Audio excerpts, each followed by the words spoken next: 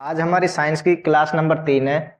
और इस पिछली क्लास को हम कंटिन्यू करते हुए हमने जो कोशिका वाला चैप्टर स्टार्ट किया था उस चैप्टर को हम कंटिन्यू करते हैं। और पिछली क्लास में हमने जंतु कोशिका की खोज के बारे में बताया था कि रॉबर्ट हुक ने 1665 में एक निर्जीव कोशिका की खोज किस प्रकार से की थी, तथा उसके बाद एक एंटोनी वान ल्यूवेनहॉक ने 1674 में एक जीवित कोशिका की खोज माइकोप्लाज्मा के अंदर किस प्रकार से उन्होंने एक जीवित कोशिका की खोज की थी। उसके बाद हमने बहुत सारी कोशिकाओं को देखा था। इस पृथ्वी पर पाई जाने वाली छोटी कोशिका, सबसे बड़ी कोशिका, मनुष्य के अंदर सबसे छोटी कोशिका, सबसे बड़ी कोशिका, सबसे लंबी कोशिका। उसके बाद हमने आरबीसी कोशिका का साइज, सभी कोशिकाओं के साइजों को पढ़ा था। और कोशिका के साइज से संबंधित जो क्वेश्चन आते हैं एग्जाम्स के अंदर, उनके बारे में भी हमने लिखा था तथा पढ़ा था। तथा इस उसके बाद हमने कोशिका की डेफिनेशन, कोशिका सभी सजीव कोशिकाओं से मिलकर बने होते हैं। जिस प्रकार से एक मकान का निर्माण छोटी छोटी ईंटों से मिलकर एक मकान बना होता है, इसी प्रकार से हमारे शरीर में कोशिकाएं होती हैं। कोशिकाओं से ऊतक बनते हैं और ऊतकों से एक शरीर का निर्माण होता है।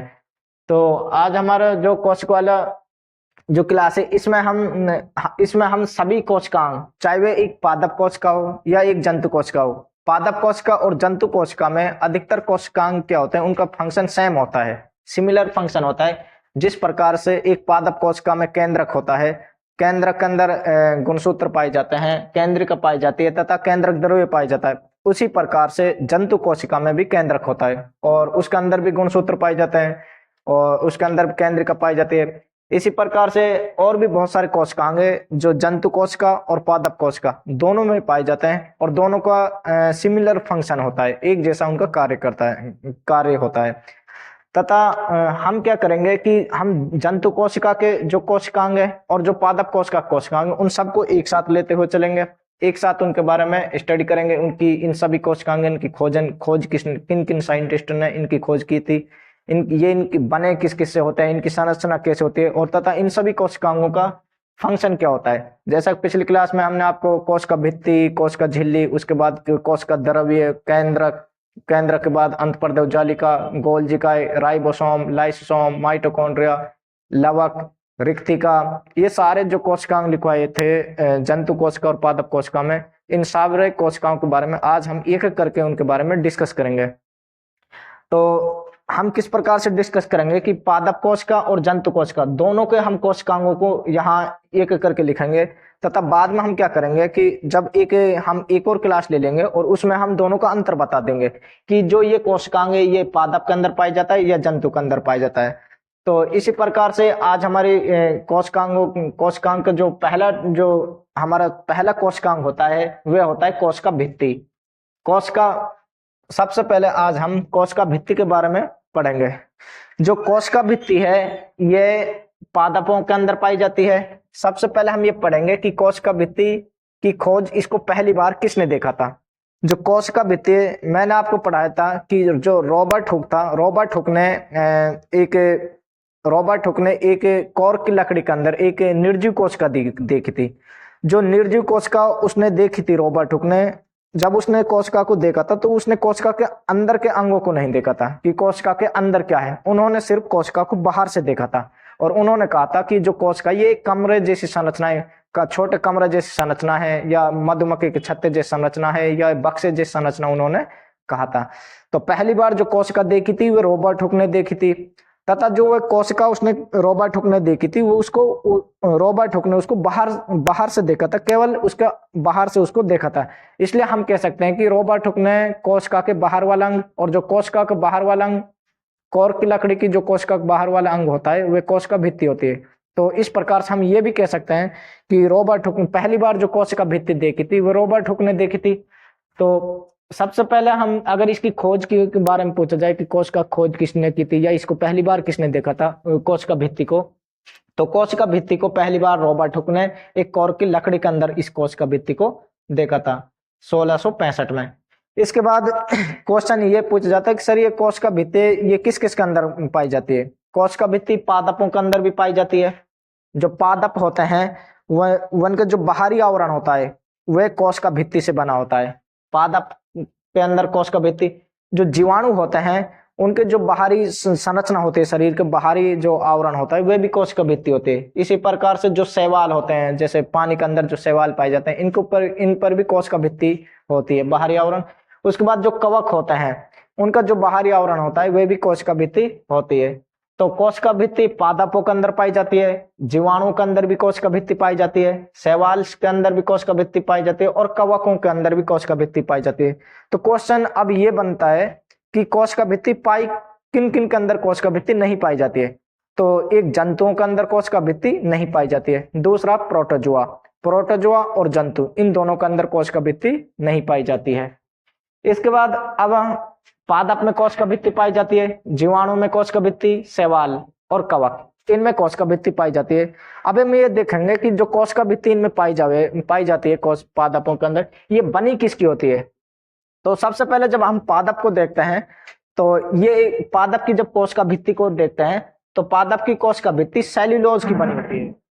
पादप की कोशिका भित्ति सेल्यूलोज की बनी होती है। और सेल्यूलोज एक क्या है, सेल्यूलोज एक बहुत सारे जो कार्बोहाइड्रेट के बहुत सारे कार्बोहाइड्रेट मिलकर सेल्यूलोज का निर्माण करते हैं। तो सेल्यूलोज एक पॉलीसैकेराइड है। पॉली का मतलब होता है बहुत, और सैकराइड क्या होता है, एक शुगर या कार्बोहाइड्रेट का एक टाइप है। तो इनको बहुत सारे सैकराइड्स को मिलाकर, या मैं कहूँ बहुत सारे शुगर मिलकर, या मैं कहूँ बहुत सारे कार्बोहाइड्रेट के मिलकर एक सेल्यूलोज का निर्माण करते हैं। तो पादप की कोशिका भित्ति सेल्यूलोज की बनी होती है। तथा इसके बाद जो कवक होते हैं इनकी जो कोशिका भित्ति है ये काइटिन की बनी होती है। काइटिन के अंदर क्या होता है, इसमें एक तो पॉलीसैकेराइड होते हैं इसके अंदर, और दूसरा इसके अंदर कुछ नाइट्रोजन एलिमेंट भी इसमें पाया जाता है काइटिन के अंदर। जो कवक वाली कोशिका भित्ति है ये काइटिन से बनी होती है, या हम कहें ग्लूकोसामिन बहुलक से बनी होती है। अब जो काइटिन होता है ये भी एक पॉलीसैकेराइड है, मतलब एक कार्बोहाइड्रेट का ही एक टाइप है। लेकिन जो काइटिन इसके अंदर पॉलीसैकेराइड प्लस में इसमें नाइट्रोजन एलिमेंट और पाया जाता है। अब जो शैवाल है इसकी कोशिका भित्ति ग्लाइकोप्रोटीन की बनी होती है। और जो ग्लाइकोप्रोटीन है यह भी एक कार्बोहाइड्रेट से बना हुआ एक पदार्थ है, ग्लाइकोप्रोटीन। उसके बाद जो जीवाणु वाली कोशिका भित्ति होती है ये म्यूरिन नाम के पदार्थ की बनी होती है। म्यूरिन क्या होता है, ये पेप्टाइडोग्लाइकैन, म्यूरिन या पेप्टाइडोग्लाइकैन की बनी होती है। अब जो पेप्टाइडो का मतलब होता है अमीनो अम्ल, और अमीनो अम्ल क्या होते हैं, ये प्रोटीन के बिल्डिंग ब्लॉक होते हैं। अमीनो अम्ल जो ये प्रोटीन से बने हुए ब्लॉक होते हैं। तथा जो ग्लाइकैन ये एक कार्बोहाइड्रेट है। तो जो जीवाणु की कोशिका भित्ति जो म्यूरिन या हम कहें पेप्टाइडोग्लाइकेन्स की बनी होती है, मतलब इसके अंदर अमीनो अम्ल हो, पेप्टाइडो का मतलब अमीनो अम्ल और ग्लाइकेन का मतलब होता है कार्बोहाइड्रेट। तो ये अमीनो अम्ल तथा कार्बोहाइड्रेट से मिलकर पेप्टाइडोग्लाइकेन्स बना होता है, और इस पेप्टाइडोग्लाइकेन्स से जीवाणु की कोशिका भित्ति बनी होती है। ये हमने सभी पादप वाली कोशिका भित्ति सेल्यूलोज से बनी होती है, कवक वाली कोशिका भित्ति काइटिन की बनी होती है, शैवाल वाली कोशिका भित्ति ग्लाइकोप्रोटीन से बनी होती है, और जीवाणु की कोशिका भित्ति म्यूरिन से या पेप्टाइडोग्लाइकेन से बनी होती है। तो ये क्वेश्चन भी कई बार यहाँ से पूछ ले जाते हैं, इसलिए आपको इनको याद करना है। और इसके बाद जब हम देखते हैं कि जो माइकोप्लाज्मा जो जीवाणु होता है, अब मैंने अभी आपको बताया कि जो जीवाणु होते हैं इनकी कोशिका भित्ति म्यूरिन नाम के पदार्थ या हम कहें पेप्टाइडोग्लाइकेन से बनी होती है। लेकिन जो माइकोप्लाज्मा है वह भी एक जीवाणु है, लेकिन उसके अंदर कोशिका भित्ति नहीं पाई जाती है, उसमें कोशिका झिल्ली पाई जाती है। तो जो माइकोप्लाज्मा जो जीवाणु होता है इसमें कोशिका भित्ति नहीं पाई जाती, इसका सबसे बाहरी आवरण कोशिका झिल्ली होता है। और यहीं जो सेल्यूलोज है ये एक कार्बोहाइड्रेट है। इस पृथ्वी पर बहुत सारे टाइप के कार्बोहाइड्रेट पाए जाते हैं, लेकिन जो सबसे अधिक मात्रा में कार्बोहाइड्रेट पाया जाता है वह सेल्यूलोज कार्बोहाइड्रेट पाया जाता है। तो इसको हमने नोट के रूप में लिखा है कि सेल्यूलोज अर्थ पर सबसे अधिक मात्रा में पाया जाने वाला एक कार्बोहाइड्रेट है। अगर आपसे पूछे किसी एग्जाम में आपसे पूछा जाए कि सबसे अधिक मात्रा में कौन सा कार्बोहाइड्रेट पाया जाता है, तो आपका सही आंसर होगा सेल्यूलोज कार्बोहाइड्रेट सबसे अधिक मात्रा में पाया जाता है। जैसे जितनी भी चीजें जो वो लकड़ियों से बनी होती हैं, जितनी भी वस्तुएं इस अर्थ पर लकड़ियों से बनी होती हैं या तंतु मतलब धागे से बनी होती हैं, उन सभी वस्तुओं के अंदर सेलुलोज पाया जाता है। जैसे हमारे कपड़े, इनके अंदर सेलुलोज पाया जाता है। हम जिन नोट्स को यूज रुपयों को यूज करते हैं, उनके अंदर सेलुलोज पाया जाता है। कपड़े कपड़े लकड़ी, बहुत सारी वस्तुएं जो लकड़ी से बनी हुई है, उन सब में सेलुलोज पाया जाता है। इसलिए हम कह सकते हैं कि जो सेलुलोज है इस अर्थ पर सबसे अधिक मात्रा में उपयोग होने वाला पदार्थ है। अभी इसके बाद क्या होता है, अब हम जो कोशिका भित्ति है ये पादप के अंदर पाई जाती है, जीवाणु, शैवाल, कवक। फिर हमने ये पढ़ा कि पादप वाली जो कोशिका भित्ति ये किसकी बनी होती है। इनको पढ़ने के बाद हमने देखा, एक नोट लिखा, जो माइकोप्लाज्मा जीवाणु, इसमें कोशिका भित्ति नहीं पाई जाती है। फिर हमने पढ़ा कि जो सेलुलोज है वो सबसे ज्यादा मात्रा में पाए जाने वाले कार्बोहाइड्रेट है। अब हम जो पादप वाली कोशिका भित्ति को देखेंगे। जब हम एक पादप कोशिका को बनाते हैं, जब हम एक पादप कोशिका को बनाते हैं या उसको हम पादप कोशिका को देखते हैं, तो वे बाहर से हमें कुछ इस प्रकार की दिखाई देती है। और जो पादप वाली कोशिका भित्ति है उसके अंदर, जो बाहर से उसको देखते हैं तो उसके अंदर 3 परतें हमें दिखाई देती हैं। तो हम ये कह सकते हैं कि जो पादप वाली कोशिका होती है उसमें जो कोशिका भित्ति होती है उसकी 3 परतें होती हैं। आपसे अभी एक क्वेश्चन रेलवे के जो अभी CBT फर्स्ट एग्जाम हुआ है, इसमें आपसे एक कोशिका इनसे परतों से लेकर एक क्वेश्चन पूछा गया था कि कोशिका के अंदर वे कौन सा कोशिकांग है जो कोशिका झिल्ली रहित होता है, मतलब जिसके अंदर कोशिका झिल्ली नहीं पाई जाती है। तो उसमें ऑप्शन थे माइकोप्लाज्मा, सॉरी, एक उसमें ऑप्शन था, एक उसका ऑप्शन था गोल्जिकाए, दूसरा उस पर ऑप्शन था अंतःपर्दव जालिका, तीसरा ऑप्शन था माइटोकॉन्ड्रिया और एक ऑप्शन था उसके अंदर केंद्रक, सॉरी, एक ऑप्शन था इसके अंदर, एक ऑप्शन इसमें राइबोसोम था।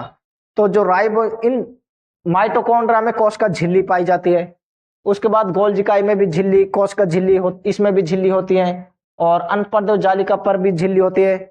लेकिन जो राइबोसोम होते हैं उस पर झिल्ली या मैं कहूँ उसको परत नहीं होती है। तो इसलिए जो ये परतें होती हैं एक पादप कोशिका की, जो कोशिका भित्ति होती है उसमें कितनी परतें होती है, इनको पढ़ना भी जरूरी होता है, क्योंकि यहाँ से भी क्वेश्चन पूछ ले जाते हैं परतों से या झिल्लियों से भी। तो जो पादप वाली कोशिका भित्ति होती है उसकी 3 परतें होती हैं। सबसे बाहरी जो परत होती है उसको हम प्राथमिक कोशिका भित्ति कहते हैं। सबसे बाहरी वाली परत को हम प्राथमिक कोशिका भित्ति कहते हैं। अब जब एक पादप की जो बाहरी परत है, जो बाहर की जो कोशिका भित्ति है, वह जो हमने उसकी सबसे बाहर वाली परत दिखाई देती है वह प्राथमिक कोशिका भित्ति होती है। और जो ये प्राथमिक कोशिका भित्ति होती है ये सेलुलोज और पैक्टिन की बनी होती है। सेलुलोज, पैक्टिन और सेमी सेलुलोज, इनकी ये बाहर वाली जो कोशिका भित्ति है पादप की, ये सेलुलोज, पैक्टिन तथा सेमी सेलुलोज की ये बनी होती है। तथा जो फिर इसके अंदर जब हम अंदर देखते हैं तो इसमें एक द्रव जैसा एक चिपचिपा पदार्थ इसके अंदर भरा होता है और ये इसकी मध्य कोशिका भित्ति का काम करता है। तो इसकी जो सेकंड सेल वाल होती है, दूसरी जो कोशिका भित्ति जिसको हम मध्य कोशिका भित्ति या इसको मध्य लेमिला के नाम से जानते हैं।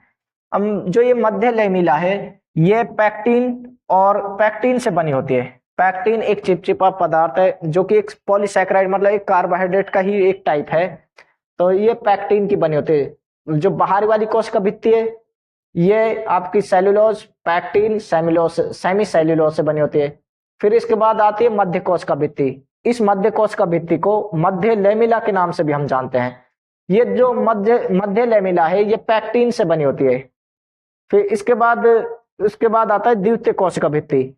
द्वितीय कोशिका भित्ति जो अंदर वाली कोशिका भित्ति है ये सेलुलोज से बनी होती है, पैक्टिन से बनी होती है, सेमी सेलुलोज। मतलब ये 3 जो इसमें एलिमेंट है, सेलुलोज, पैक्टिन, सेमी सेलुलोज, ये तो पादप बाहर वाली कोशिका भित्ति वाले हो गए।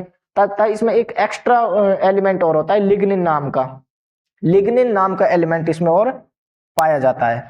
तो जो अंदर वाली जो कोशिका भित्ति है जिसको हम द्वितीय कोशिका भित्ति कहते हैं, द्वितीय कोशिका भित्ति सेलुलोज, पैक्टिन, सेमी सेलुलोज तथा लिग्निन से ये बनी होती है। लिग्निन भी एक फिनोलिक पॉलीमर है। इसके बाद अब हम जब देखते हैं कि जो बाहरी प्राथमिक कोशिका भित्ति है, बाहर वाली, मैंने आपको बताया कि पादप के अंदर कोशिका भित्ति की 3 परत होती हैं। अब जो बाहर वाली परत होती है ये सभी छोटे पादप हों चाहे बड़े पादप हों, सभी पादपों में ये प्राथमिक कोशिका भित्ति पाई जाती है। और इस प्राथमिक कोशिका भित्ति का कार्य क्या होता है, ये हमें बाहरी वातावरण से पादपों की रक्षा करती है। बाहरी वातावरण जैसे मौसम का चेंज होना, सर्दी से गर्मी होती है या तेज हवाएं चलती हैं, तेज धूप होती है, तो उससे जो कोशिका के अंदर के जो कोशिकांग है उनको ये बचाने का कार्य करती है प्राथमिक कोशिका भित्ति। तो यहाँ से कोई जो प्राथमिक कोशिका भित्ति है ये छोटे पादपों में और बड़े पादपों में, दोनों टाइप के पादपों में ये पाई जाती है। और उसके बाद जो मध्य कोशिका भित्ति है, मध्य कोशिका भित्ति जिसमें पैक्टिन नाम का पदार्थ इसमें पाया जाता है मध्य कोशिका भित्ति में। ये जो मध्य कोशिका भित्ति, इसका कार्य है, इसका कई बार का फंक्शन पूछ लिया जाता है कि कोशिका भित्ति का कौन सा इसका परत है जो दो कोशिकाओं को जोड़ने का कार्य करती है। ऑप्शन इसमें देते हैं प्राथमिक कोशिका भित्ति, सेकंड ऑप्शन दिया जाता है मध्य कोशिका भित्ति, थर्ड ऑप्शन द्वितीय कोशिका भित्ति, और जो फोर्थ ऑप्शन दिया जाता है इनमें से कोई नहीं या इसके अलावा कोई ऑप्शन दे दिया जाता है। तो मध्य कोशिका भित्ति का कार्य क्या होता है, ये दो कोशिकाओं को जोड़ने का कार्य करते हैं, क्योंकि पादप में कोशिकाएं एक दूसरे से जुड़ी होती हैं। तो पादप में जो कोशिकाएं जुड़ी होती हैं तो इसकी जो कोशिका भित्ति आपस में जुड़ी होती है, तो कोशिका भित्ति में 3 परतें होती है। तो कौन सी परत है दोनों कोशिकाओं को जोड़ने का कार्य करती है। इसी प्रकार से सारी परतें, सारी कोशिका भित्तियां एक दूसरे से जुड़ी हुई है, उसका वे जो जुड़ी होते हैं वे मध्य कोशिका भित्ति की वजह से जुड़ी होते हैं, क्योंकि इसके अंदर पैक्टिन नाम का एक चिपचिपा सा पदार्थ पाया जाता है। तो इसका फंक्शन आपसे बहुत कई बार पूछा गया है, बहुत सारे एग्जामों में आपका फंक्शन पूछ, जिस प्रकार से ये है मध्य कोशिका भित्ति और इसमें ये पैक्टिन नाम का पदार्थ है। तो जो नेक्स्ट कोशिका भित्ति होगी वह इसी से जुड़ी हुई होगी। जब हम इसको नेक्स्ट कोशिका भित्ति को हम बनाएंगे तो ये इसी से जुड़ी होती है। नेक्स्ट कोशिका भित्ति इसी प्रकार से जुड़ी होती है। इस प्रकार से फिर हम इसकी 3 परतों को बना देते हैं।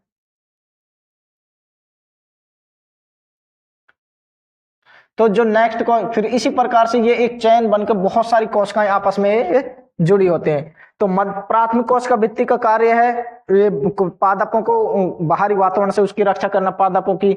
मध्य कोशिका भित्ति का कार्य है दो कोशिकाओं को, जो पादप की जो 2 कोशिकाएं उनको जोड़ने का कार्य होते है। उसके बाद आता है द्वितीय कोशिका भित्ति। पादपों के अंदर जो अंदर होती है एक और झिल्ली पाई जाती है, इसके अंदर एक और कोशिका भित्ति पाई जाती है द्वितीय। ये जो द्वितीय कोशिका भित्ति होती है ये केवल बड़े पादपों में पाई जाती है। जो बड़े पादप होते हैं उनकी जो कोशिकाएं होती हैं वे भी बड़ी होती हैं, और उस कोशिका के अंदर जो कोशिकांग होते हैं वे भी बड़े बड़े आकार के होते हैं। इसलिए ये कोशिकांग सुरक्षित रहें और ये अपना जो जितनी भी इनके अंदर एक्टिविटीज हो रही हैं, चाहे वे रासायनिक अभिक्रियाएं हो रही हो, मेटाबॉलिज्म एक्टिविटीज हो रही हो, वे सारी एक्टिविटीज, और एक कोशिका भित्ति पे जब इसमें इसमें दाब बहुत ज्यादा बढ़ जाता है तो ये कोशिका भित्ति फटे ना। इस वजह से जो बड़े पादप होते हैं उनमें एक और कोशिका भित्ति पाई जाती है, उसका नाम है द्वितीय कोशिका भित्ति। द्वितीय कोशिका भित्ति ये बड़े पादपों में पाई जाती है, और बड़े पादपों में अधिक दाब, बड़े पादप की जो कोशिकाएं होते हैं उनमें अधिक दाब बढ़ने की वजह से कई बार इसमें जल की मात्रा बहुत ज्यादा हो जाती है। तो अधिक दाब होने की वजह से बड़ी जो ये कोशिका भित्ति फटे ना, इस वजह से बड़े पादपों में द्वितीय कोशिका भित्ति भी पाई जाती है। मैंने आपको यहाँ पर आपको बताया कि जो पादप होते हैं उनमें जो कोशिका भित्ति उसकी 3 परतें होती हैं। प्राथमिक कोशिका भित्ति, ये फिर मैंने आपको बताया कि प्राथमिक जो कोशिका भित्ति है छोटे पादप और बड़े पादप दोनों टाइप के पादपों में पाई जाती है। और प्राथमिक कोशिका भित्ति कार्य है पादपों की बाहरी वातावरण से, जो बाहरी वातावरण में जो चेंज आ रहे हैं, चाहे वे सर्दी से गर्मी हो या मौसम को चेंज आ रहा हो, तेज आंधी धूप बारिश, इन सब से, या कोई जीवाणु बाहर से अगर कोई जीवाणु को पादप की कोशिकाओं को इन्फेक्ट करना चाहता है या कोशिका के अंदर घुसना चाहता है तो ये कोशिका भित्ति उसको अंदर नहीं घुसने देते, क्योंकि ये थोड़ी सी कठोर जटिल होती है। तो फिर इसका प्राथमिक कोशिका, उसके बाद हमने मध्य कोशिका भित्ति, इसका कार्य है दोनों कोशिकाओं को, पादप के अंदर की कोशिकाओं को जोड़ने का कार्य है। और द्वितीय कोशिका भित्ति बड़े पादपों में पाए जाते हैं। इसके बाद हम देखेंगे कि जो ये कोशिका भित्ति है पादपों के अंदर, इसका फंक्शन क्या होता है, इसका कार्य क्या होता है। अभी मैंने आपको इसकी संरचना और इसकी कंपोजिशन बताई कि ये कोशिका भित्ति बनी किस से होती है। अभी हमने देखा कोशिका भित्ति में sir cellulose, pectin, semi cellulose, फिर मध्य वाले में पैक्टिन, द्वितीय के अंदर cellulose, pectin, semi cellulose, lignin, ये सारे पदार्थ पाए जा रहे हैं। और फिर आपने हमको अभी यहाँ बताया था कि पादप वाली जो कोशिका होती है उसमें सेल्यूलोज पाया जाता है। तो मैंने ये इसलिए लिखवाया था क्योंकि जो पादप वाली कोशिका उसमें ज्यादा मात्रा में सेल्यूलोज पाया जाता है। पादप की जो कोशिका भित्ति उसमें ज्यादा मात्रा में सेल्यूलोज पाया जाता है, इसलिए हम नॉर्मली कह देते हैं कि जो पादप कोशिका भित्ति है वे सेल्यूलोज से मिलकर बने होते हैं। लेकिन अगर ऑप्शन में आपको सेल्यूलोज ना हो और इसके अलावा आपको पैक्टीन ऑप्शन दे दिया जाए, पैक्टीन या आपको लिग्निन ये ऑप्शन दे दिया जाए, तो ये भी ऑप्शन में आप जा सकते हो अगर उसमें ऑप्शन में सेल्यूलोज ना दिया हो। तो यहां से आगे अब हम इसका जो पादप कोशिका भित्ति इसके फंक्शन को देखते हैं, इसके कार्य क्या है।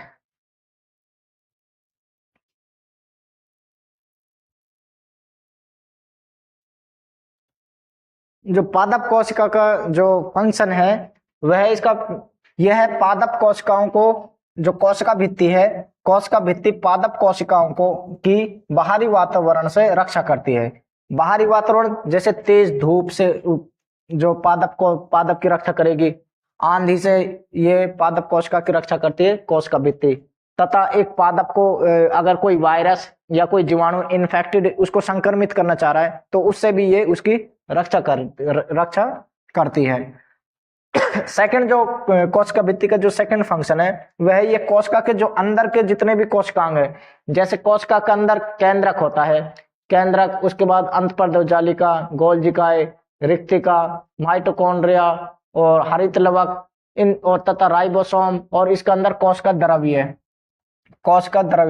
इन सारे कोशिकांगों की ये बाहर से ये रक्षा करते हैं। तो सेकंड इसका थर्ड जो इसका फंक्शन है वह है पादप कोशिकांग होते हैं उनकी रक्षा करना, पादप कोशिकांगों की सुरक्षा प्रदान, पादप कोशिकांग को सुरक्षा प्रदान करते हैं। तो जो पादप के अंदर जो कोशिकांग है, कोशिकांग कहते हैं जो कोशिका के अंदर के अंग होते हैं, जैसे रिक्तिका, माइटोकॉन्ड्रिया, इन सब की ये कोशिका भित्ति ये रक्षा करते हैं ताकि अधिक दाब बढ़ने पर ये कोशिका को फटने से रोकते हैं।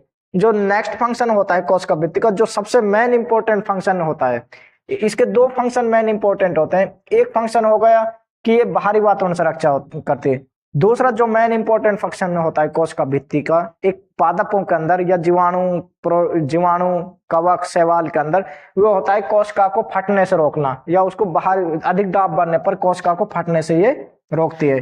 तो अधिक कोशिकीय दाब बढ़ने पर, अधिक कोशिकीय दाब बढ़ने पर कोशिका को फटने से रोकती है, कोशिका को फटने से रोकती है। कोशिका भित्ति के ये चार मेन इंपॉर्टेंट फंक्शन होते हैं इसके। उसके बाद जो कोशिका भित्ति होती है ये सेल्यूलोज की बनी होने की वजह से ये जटिल और कठोर रहती है, क्योंकि हम जब पादप को बाहर से उसको हाथ से टच करके देखें तो पादप को जो बाहर का वाला हिस्सा है वो बहुत ज्यादा कठोर होता है, कठोर और जटिल होता है। अब कठोर और जटिल उसका होने का जो रीजन है वो इसलिए है क्योंकि ये सेल्यूलोज की बनी होती है, और सेल्यूलोज एक कार्बोहाइड्रेट, एक कॉम्प्लेक्स कार्बोहाइड्रेट है, इसीलिए जो पादप की जो कोशिका भित्ति होती है ये कठोर और जटिल होती है थोड़ी सी। तो हम ये भी कह सकते हैं कि ये कठोर और जटिल होती है, कठोर और जटिल होती है कोशिका भित्ति, क्योंकि ये किसकी बनी होती है, सेल्यूलोज की बनी होती है, सेल्यूलोज की ये बनी होती है, सेल्यूलोज की बनी होती है। तो आपसे जो कोशिका भित्ति पर क्वेश्चन पूछे जाएंगे, ये हमारा कोशिका जो एक पादप के अंदर की जो कोशिका भित्ति होती है उसके बारे में कंप्लीट डिटेल हो गई है, क्योंकि इसमें हमने सब कुछ पढ़ा दिया है। आप उसकी खोज से लेकर उसके फंक्शन, कोशिका भित्ति की संरचना कैसी होती है, बनी किससे होती है कोशिका भित्ति, ये सारा कुछ हमने समझा दिया है। तो जो नेक्स्ट कोशिकांग होता है पादप और जंतु कोशिकाओं के अंदर, वो जो नेक्स्ट कोशिकांग वो होता है कोशिका झिल्ली। तो अब कोशिका झिल्ली को हम पढ़ेंगे।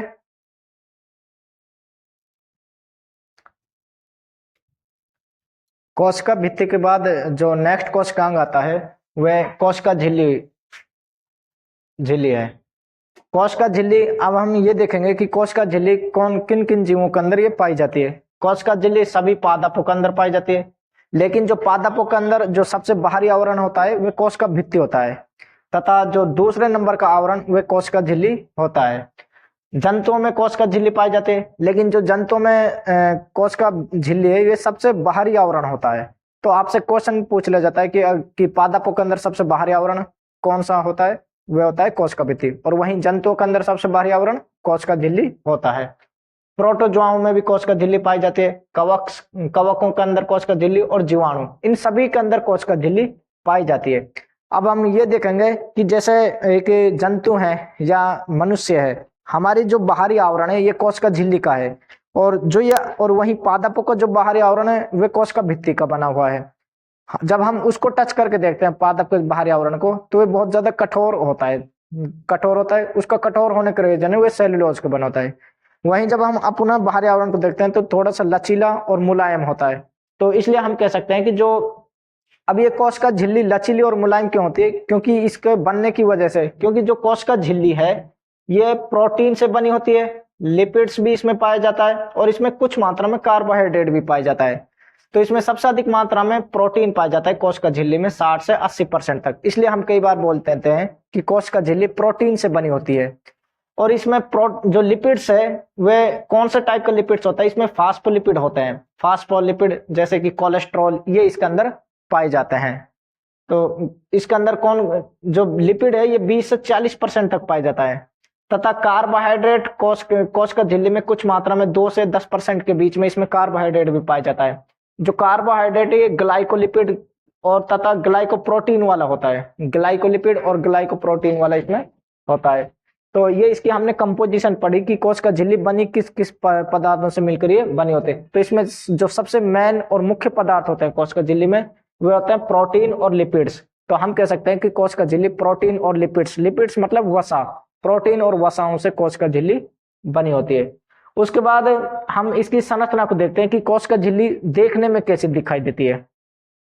अब कोशिका झिल्ली इन प्रोटीन और इन लिपिड्स इनकी बनी होने की वजह से ये लचीली और मुलायम होती है। कोशिका झिल्ली लचीली और मुलायम होती है।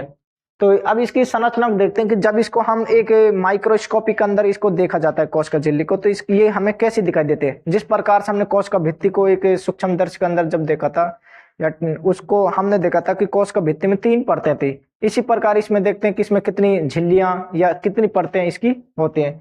तो जब कोशिका झिल्ली को हम देखते हैं तो इसकी हमें कुछ इस प्रकार की संरचना दिखाई देती है। एक इसका हेड वाला हिस्सा होता है, सिर वाला हिस्सा, जिसको हम फास्फेट हेड के नाम से जानते हैं। इसका जो ये एक बाहर वाले हिस्सा होता है ये इसको हम कहते हैं फास्फेट हेड के नाम से इसको जानते हैं। अब जो ये फास्फेट हेड है, जब हम इसको अलग करके देखेंगे, फास्फेट हेड कुछ इस प्रकार का होगा। ये फास्फोहेड क्या होता है, ये हाइड्रोफिलिक इन नेचर होता है। हाइड्रोफिलिक का मतलब होता है ये वाटर लविंग, मतलब ये पानी को अपने चिपका कर रखता है। कोशिका झिल्ली में जो पानी जो टच में होता है वे इस फास्फेट हेड की तरफ वाटर होता है। तथा वहीं जो इसकी एक होता है इसका टेल वाला हिस्सा है, ये टेल वाला हिस्सा, इस टेल वाले हिस्से को हम फैटी एसिड टेल कहते हैं। जो ये टेल वाला हिस्सा होता है इसको हम फैटी एसिड टेल कहते हैं। इसलिए हम कह सकते हैं कि जो कोशिका झिल्ली होती है उसकी 2 परतें होती है। एक उसका हेड वाला हिस्सा होता है जिसको हम फास्फेट हेड कहते हैं, और एक उसका टेल वाला हिस्सा होता है। टेल वाला जो हिस्सा होता है उसको हम फैटी एसिड टेल के नाम से जानते हैं। तो इस प्रकार से ये कोशिका झिल्ली की संरचनाएं बनी होती है। तो जो इसका फास्फेट हेड वाला जो हिस्सा होता है ये हाइड्रोफिलिक इन नेचर होता है। हाइड्रोफिलिक का मतलब होता है ये वाटर लविंग, मतलब पानी को अपने साथ चिपका कर रखता है। और वहीं इसका जो टेल वाला हिस्सा होता है जिसको हम फैटी एसिड टेल के नाम से जानते हैं, ये टेल वाला हिस्सा हाइड्रोफोलिक इन नेचर होता है। ये जो टेल वाला हिस्सा है यह हाइड्रोफोलिक इन नेचर। हाइड्रोफोलिक का मतलब होता है वाटर हेड, मतलब पानी से नफरत करने वाला या पानी को अपने साथ ये चिपकाता नहीं है। तो इसके एक हेड वाला हिस्सा फास्फेट हेड और एक इसका फैटी एसिड टेल।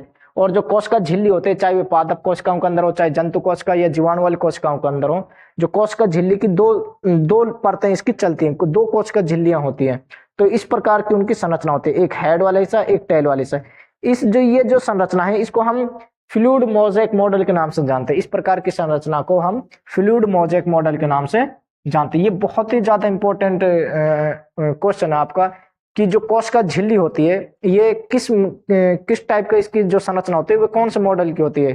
तो इसकी जो संरचना होती है कोशिका झिल्ली की वह फ्लूइड मोज़ेक मॉडल की होती है, जिसमें कि एक फास्फेट हेड और एक फैटी एसिड टेल होता है। उसके बाद हमने यहाँ लिखा है कि कोशिका झिल्ली की 2 परतें होती है। आपसे क्वेश्चन पूछ लिया जाए कि कोशिका भित्ति की कितनी परतें होती हैं, तो कोशिका भित्ति की 3 परतें होती हैं। एक बाहरी परत प्राथमिक कोशिका भित्ति, फिर मध्य कोशिका भित्ति, फिर द्वितीय कोशिका भित्ति। उसी प्रकार से कोशिका झिल्ली में पूछ लिया जाता है कि जो कोशिका झिल्ली होती है उसमें कितनी परतें होती है या कितनी झिल्लियां होती हैं। कोशिका झिल्ली की 2 झिल्लियां होती हैं, एक फास्फेट हेड वाला और एक फैटी एसिड टेल वाला। और जो कोशिका झिल्ली की ये जो संरचना है इसको हम फ्लूइड मोज़ेक मॉडल के नाम से जानते हैं। फ्लूइड मोज़ेक मॉडल के नाम से इसको हम जानते हैं। इसके बाद हमने लिखा कि जो कोशिका झिल्ली है ये प्रोटीन और लिपिड, जो सबसे ज्यादा मात्रा में इसमें पाया जाता है वह प्रोटीन और लिपिड होता है। इन प्रोटीन और लिपिड की बनी होती है, इसलिए ये तो लचीली होती है और ये नरम होती है। इस कोशिका झिल्ली को आप इसको आराम से आप इसको मोड़ सकते हो, इसको टच कर सकते, मोड़ कर इसको आप घुमा सकते हो, या इसको ये इतनी सॉफ्ट होती है। इसके बाद हम देखते हैं कि ये लचीली होने की वजह से ये थोड़ी अर्धपारगामी भी होती है। जो कोशिका झिल्ली होती है, पादपों की कोशिका झिल्ली, जंतु कोशिका की झिल्ली, ये अर्धपारगम्य, इंग्लिश में इसको सेमी परमेबल मेम्ब्रेन्स होती है, अर्धपारगम्य झिल्ली। ये बहुत ज्यादा बार क्वेश्चन पूछा जाता है कि जो कोशिका झिल्ली होती है वे कैसी होती है, कि एक तो ये बिल्कुल पारगम्य ना हो, अर्धपारगम्य ये होती है। अर्धपारगम्य का मतलब है इस कोशिका झिल्ली में, चाहे वे पादप की कोशिका झिल्ली हो चाहे जंतु की कोशिका झिल्ली, जो कोशिका झिल्ली होती है इसके अंदर बहुत सारे कोशिका, इसमें छोटे छोटे छिद्र पाए जाते हैं। इसके अंदर छोटे छोटे छिद्र इस कोशिका झिल्ली के अंदर पाए जाते हैं। तो इसी वजह से हम इसको, इसमें छोटे छोटे छिद्र पाए जाते हैं, इसीलिए हम इसको अर्धपारगम्य झिल्ली के नाम से जानते हैं। या तथा इन छिद्रों का फंक्शन क्या होता है, अब हम इसको कोशिका झिल्ली के फंक्शन को देखेंगे कि कोशिका झिल्ली की अभी हमने संरचना पढ़ी है कि कोशिका झिल्ली कहीं कौन कौन से जंतुओं में कोशिका झिल्ली पाई जाती है। उसके बाद कोशिका झिल्ली बनी किसकी होती है, प्रोटीन, लिपिड्स। उसके बाद हमने देखा इसकी संरचना, कोशिका झिल्ली की 2 परत होती है, एक इसका हेड वाला हिस्सा होता है, एक फैटी एसिड टेल वाला हिस्सा होता है, और इस पूरी ये इसकी 2 जो परतें होती है, 2 झिल्लियां होती है, ये इस संरचना में होते हैं। इस संरचना को हम फ्लूइड मोज़ेक मॉडल के नाम से जानते हैं। अब हम इस कोशिका झिल्ली के कार्यों को देखते हैं कि इसका कार्य क्या होता है।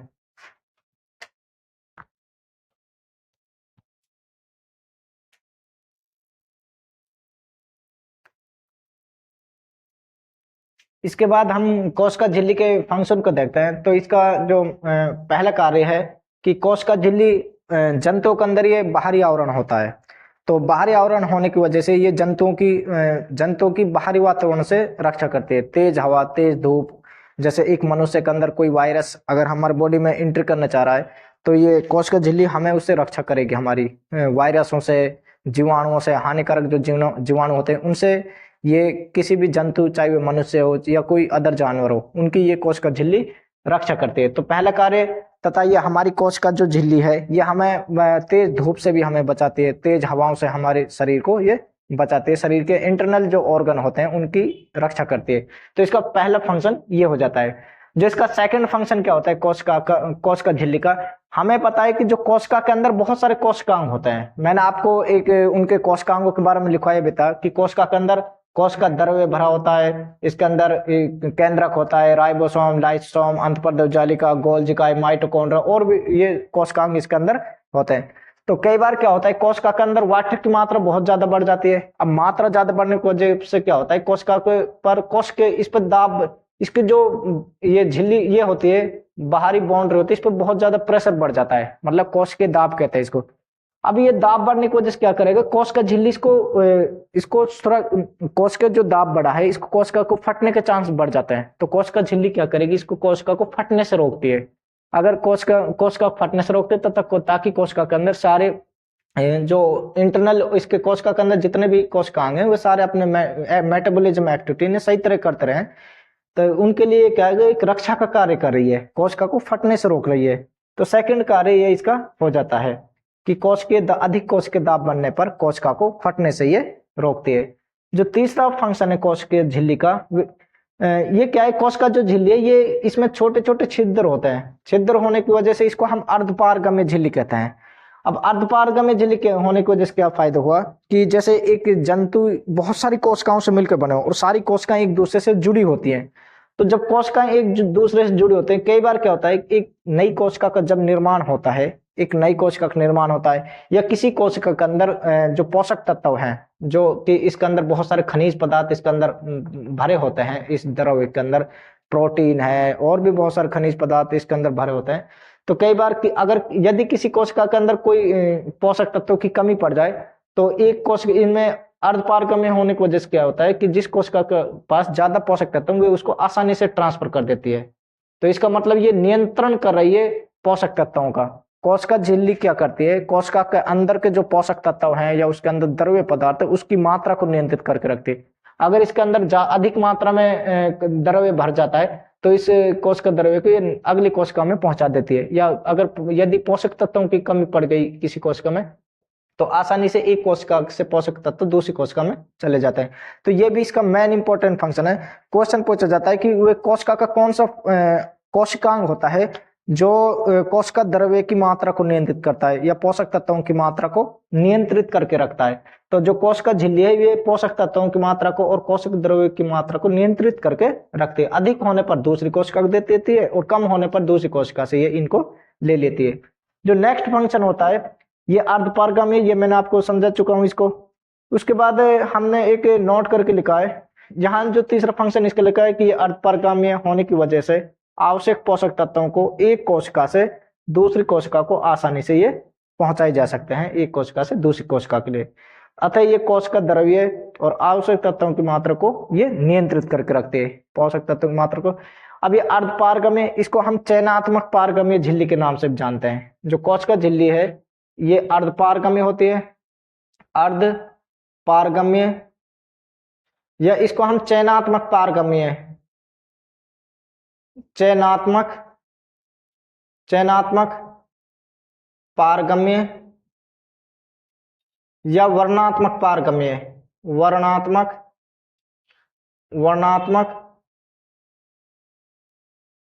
पारगम्य झिल्ली के नाम से भी इसको जानते हैं। अब इसको चयनात्मक वर्णात्मक पारगम्य झिल्ली के नाम से इसलिए जानते हैं क्योंकि ये झिल्ली क्या होती है, अर्धपारगम्य होते हैं और पोषक तत्वों को एक कोशिका से दूसरी कोशिका के लिए पहुंचाती रहती है और उसकी मात्रा को नियंत्रित करते हैं। इसलिए इनकी वजह से, इस फंक्शन की वजह से इसको चयनात्मक और वर्णात्मक पारगम्य झिल्ली के नाम से भी इसको जानते हैं। उसके बाद हमने नोट के रूप में लिखा है कि जो वायरस होते हैं, विषाणु, उनके अंदर कोशिका झिल्ली नहीं पाई जाती है। विषाणुओं के अंदर कोशिका झिल्ली नहीं पाई जाती है। ये भी आपसे क्वेश्चन पूछा गया क्वेश्चन है कि कौन सा जीव है जिसमें कोशिका झिल्ली नहीं पाई जाती है। तो जो वायरस होते हैं, जो विषाणु होते हैं, उनके अंदर कोशिका झिल्ली नहीं पाई जाती। अब बहुत सारे जीव क्या होते हैं, ये कोशिका झिल्ली, जैसे जंतुओं की कोशिका झिल्ली बहुत लचीली होती है। बहुत सारे जीव क्या होते हैं, हम अपना भोजन मुंह के माध्यम से अपना भोजन हम लेते हैं, लेकिन बहुत सारे एक कोशिका जीव ऐसे होते हैं जो अपनी स्किन, त्वचा से ही अपना भोजन लेते हैं। या मतलब इसका मतलब यह हुआ कि वे इन कोशिका झिल्लियों के माध्यम से ही अपना भोजन लेते हैं। जैसे अमीबा, बहुत सारे एक कोशिका जीव जैसे अमीबा, पैरामीशियम और भी बहुत सारे एक कोशिका जीव हैं, वे अपना भोजन जो लेते हैं इन्हीं कोशिका झिल्लियों के माध्यम से अपना भोजन को लेते हैं, क्योंकि उनके अंदर मुंह नहीं होता है, तो वे अपना भोजन इन्हीं कोशिका झिल्लियों के से अपना भोजन लेते हैं। तो अमीबा अपना भोजन कोशिका झिल्ली के माध्यम से लेता है। अब इसको वह किस प्रकार से अपना भोजन कोशिका झिल्ली से लेता है, तो वह हम जब एक कोशिका जीव के बारे में पढ़ेंगे और अमीबा के बारे में पढ़ेंगे तो वहां हम देखेंगे कि किस प्रकार से अपना भोजन। तो अमीबा इस कोशिका झिल्ली के माध्यम से अपना भोजन लेता है। इस विधि को हम एंडोसाइटोसिस के नाम से जानते हैं। अमीबा के द्वारा कोशिका झिल्ली के माध्यम से भोजन लेने की जो तरीका है, विधि है, उसको हम एंडोसाइटोसिस के नाम से जानते हैं। तो ये हमने कोशिका झिल्ली के बारे में पढ़ा है। हमने आज की इस क्लास के अंदर कोशिकांग होते हैं, जैसे पहले हमने कोशिका भित्ति के बारे में पढ़ा, जो कि पादपों के जीवाणु और प्रोटोजोआ के अंदर नहीं पाई जाती, पादपों के अंदर, और पादप, जीवाणु, कवक, शैवाल और इनके अंदर वे पाए जाते, उसके बारे में पढ़ा। फिर हम कोशिका झिल्ली सभी जीव जंतु, पादप, कवक, शैवाल, प्रोटोजोआ सभी के अंदर पाई जाती है, केवल विषाणुओं में नहीं पाई जाती। तो आज हमने इसका फंक्शन के बारे में, इनका कार्य क्या है, इनकी संरचना, और ये बने किस किस से होते हैं, इनका फंक्शन क्या होता है, ये सारा, और कितनी परतें होती है, कोशिका झिल्ली की 2 परतें, कोशिका भित्ति की 3 परतें, ये सब हमने आज पढ़ा है। तो नेक्स्ट जो क्लास होगी उसमें हम यहाँ से आगे कंटिन्यू करेंगे और कोशिका के जो अन्य कोशिकांग, बचे हुए कोशिकांग, उनके बारे में हम पढ़ेंगे। थैंक यू दोस्तों। आप हमारे चैनल को लाइक और सब्सक्राइब करें तथा हमें मोटिवेट करें, ताकि हम अपनी कंटिन्यू क्लासेस को हमारे चैनल हरियाणा इलेक्ट्रिकल क्लासेस पर डालते रहें, और ताकि आपको जो आगामी एग्जाम है, जैसे हरियाणा का सीईटी होने वाला है, और उसके बाद बहुत सारे हमारे स्टेट एग्जाम आ रहे हैं, राजस्थान के अंदर रीट का एग्जाम आने वाला है, या इसके अलावा हमारे रेलवेज के एग्जाम चल रहे हैं, तो इनके लिए ये क्लासेस बहुत ज़्यादा इंपॉर्टेंट है। यहाँ से बहुत सारे क्वेश्चन पूछे जाएंगे। यदि आप इन क्लासेस को कंटिन्यू करते हो तो आप हमें मोटिवेट करें, ताकि हम कंटिन्यू अपने चैनल पर जो साइंस की हर चैप्टर को कंटिन्यू डालते रहें। थैंक यू दोस्तों।